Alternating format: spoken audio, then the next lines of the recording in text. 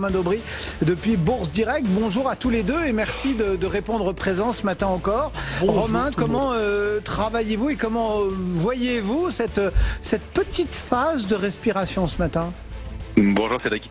Je pense que on a touché hier une cible graphique située entre 5516 5520 sur le futur CAC 40. Ça correspondait à la cible graphique du mouvement haussier et puis ça correspondait aussi au haut de la borne au sein duquel l'indice CAC 40 Cash a évolué de 2017 à 2019. Donc pour moi, c'est vraiment là où on devrait s'installer le marché pendant quelques jours, quelques semaines peut-être au moins, pour temporiser un peu cette accélération haussière. Donc on en a même profité d'ailleurs pour couvrir un petit peu les positions et pour sécuriser un peu les gains de la hausse. Ça ne veut pas dire pour autant qu'il y ait des figures de retournement baissière dans l'immédiat. C'est pas le cas. Le marché peut encore tirer un peu, surtout qu'on est dans le courant d'une semaine d'échéance des marchés dérivés. Donc il y a des mouvements techniques qui peuvent se mettre en place, de la défense. Et puis on sait qu'il y a pas mal de vendeurs qui se sont retrouvés coincés dans ce mouvement haussier, des acheteurs qui ont probablement pas eu le temps de rentrer. Donc c'est un mouvement de retournement baissier qui va devoir mettre probablement un peu de temps, quelques heures à se mettre en place. On sait qu'il se produit souvent des mouvements après l'échéance des marchés dérivés. Donc le marché est susceptible de tenir, voire pourquoi pas d'accélérer à la hausse. C'est pour ça que je vous disais, c'est une cible graphique, c'est pas forcément un point haut qui a été marqué. C'est quand même un point majeur, mais on sait qu'on l'a déjà vu sur des échéances de marchés dérivés, le marché peut tirer comme ça. Donc il y a des cibles au-dessus qu'on peut donner. 5574, c'est un niveau intéressant. 5614, c'est vraiment une résistance majeure.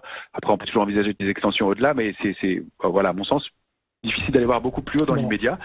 En revanche, on constate qu'il y a un vrai risque ensuite, parce qu'il n'y a aucun soutien du côté de la position ouverte sur le futur CAC 40. C'est-à-dire que depuis 5336 points, sur le futur CAC 40 et au cours de l'accélération haussière qu'on a connue au moment de l'annonce de Pfizer, il y a eu 285 000 contrats futurs qui étaient ouverts, dont 35 000 ouverts dans la forte hausse. Et depuis 5336 le 9 novembre, par rapport à la clôture d'hier soir à 5471 points, et donc plus de 150 points plus haut, eh bien, il n'y a plus que 239 000 contrats ouverts. Bon. Ça signifie qu'il n'y a eu aucun soutien du côté du futur CAC 40 et que c'était plutôt des rachats de short.